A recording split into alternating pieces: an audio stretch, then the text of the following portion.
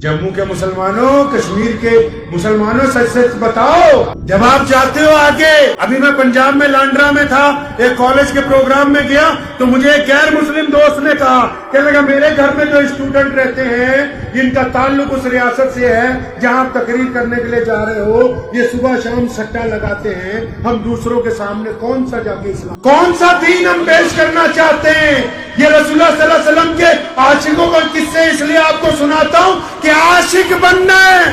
اور عاشق اللہ زور زبردستی سے نہیں بنتا، عاشق اپنے نفس پر جبر کر کے بنتا ہے۔ جب نفس کہتا ہو کہ فلاں کی بیٹی کا نمبر لے لو اور نفس کو یہ جواب دیا جائے کہ محمد الرسول اللہ کا تو غلام ہے، یہ بدتمیزی تیرے سے نہیں ہو سکتی۔ جب نفس یہ کہتا ہو کہ فلاں کی جائیداد پر قبضہ کر لو، آسانی ہو جائے گی، تو اپنے نفس کو بتانا کہ ہم مسلمان ہیں، ہم یہ کام نہیں کر سکتے۔